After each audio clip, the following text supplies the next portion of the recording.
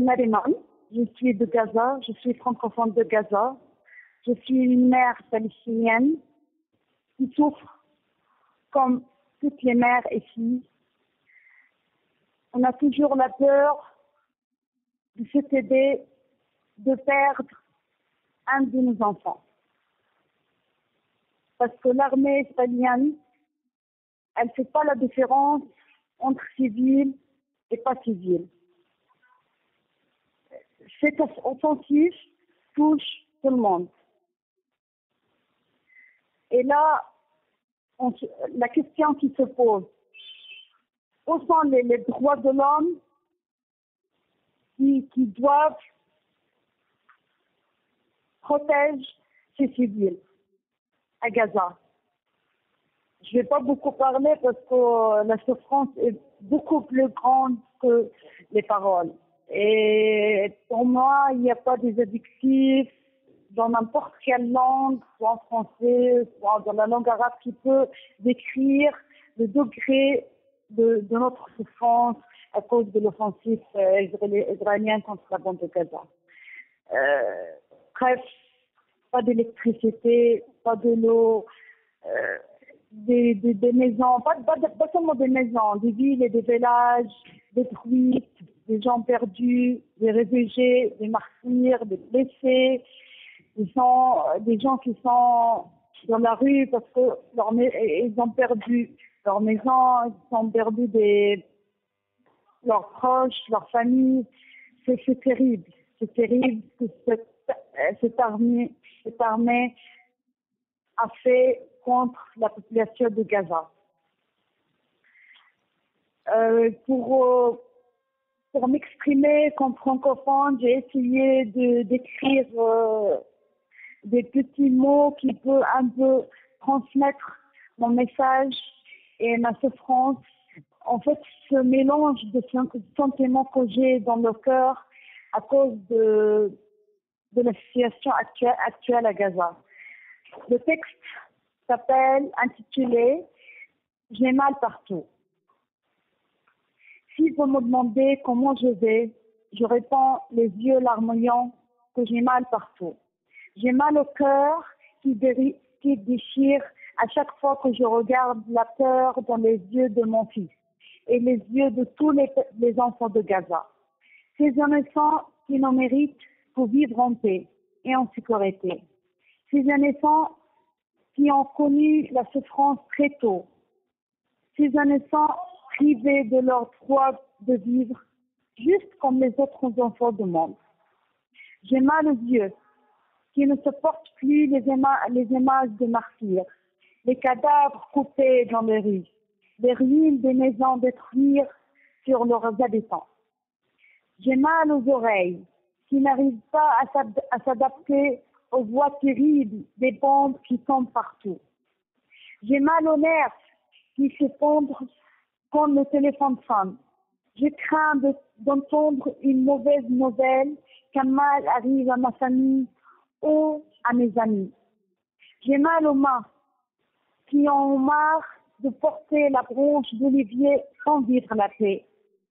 J'ai mal au nez qui déteste l'odeur de sang et de ruines, mais qui le sent chaque jour. J'ai mal aux jambes qui devient d'un coup un train à grande vitesse au moment des bombardements pour aller vite voir mon enfant qui dort dans la chambre. J'ai mal à la tête pleine de pensées qui se croisent, mais elle craint toujours cette idée noire de perdre un être cher.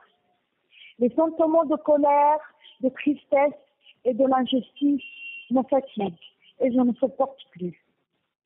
Enfin, en commentant la phrase de Mahmoud Darwish qui dit « Nous souffrons d'un mal incurable qui s'appelle l'espoir. Espoir que nos poètes verront la beauté de la couleur rouge dans les roses plutôt que dans le sang. » Désolé Darwish. Désolé. Mais en ce moment de guerre, je vois la couleur rouge dans le sang et pas la rose. Moi, personnellement, j'ai tant de mal, pas seulement l'espoir. En fait, j'ai mal partout. Merci.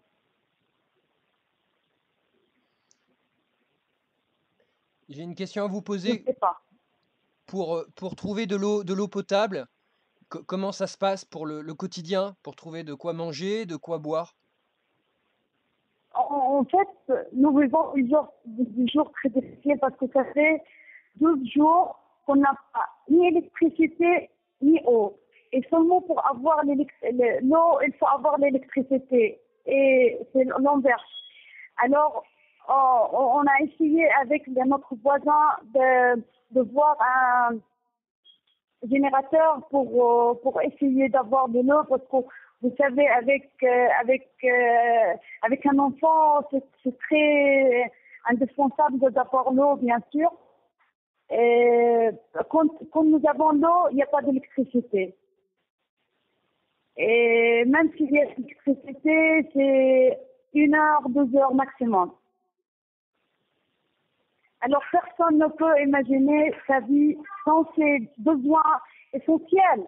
Ce sont des besoins premiers pour les gens normales. Je comprends et je voulais vous demander, est-ce que Line Press est très écoutée? Il y a beaucoup de médias qui écoutent, même certaines personnes à l'Élysée qui, je pense, regardent les vidéos. Est-ce que vous auriez un message à adresser à la communauté internationale? Ben, oui, bien sûr. Comme j'ai dit, je remercie tous les solidaires qui sont partout avec la cause palestinienne et avec les Palestiniens. Mais pour tout le monde, je dis, on est étonné de cette silence complice, en fait, complice avec les Israéliens. Ces gens, cette communauté internationale sourde qui ne voit pas les crimes qui touchent toute la population de la bande de Gaza. Je dis que c'est notre droit de vivre comme vous, comme les autres. On ne demande pas une grande chose. On demande seulement la paix. De vivre seulement en paix et en sécurité. De vivre seulement d'une façon normale. Normale. De ne pas écouter chaque jour des bombardements. De ne pas avoir peur chaque fois que notre maison peut être détruite. Je ne sais pas pourquoi cette injustice. Pourquoi cette injustice qui règne dans le monde. Je ne sais pas pourquoi cette silence. Je ne sais pas. Ces chefs d'État. Pourquoi cette silence? Pourquoi cette injustice? Est-ce que vous ne voyez pas les médias? Est-ce que vous ne voyez pas les crimes? Est-ce que vous ne voyez pas les enfants qui meurent? Est-ce que vous ne voyez pas les maisons détruites sur les habitants? Vous ne voyez pas tout ça? C'est ça ma question pour ces chefs d'État. Est-ce que vos populations et votre peuple sont des peuples normaux et les Gazaouis ne sont pas des civils? On n'est pas des civils. Est-ce que les droits de l'homme ne sont pas appliqués seulement en Palestine, seulement à Gaza, seulement sur les enfants et les femmes et les âgés à Gaza?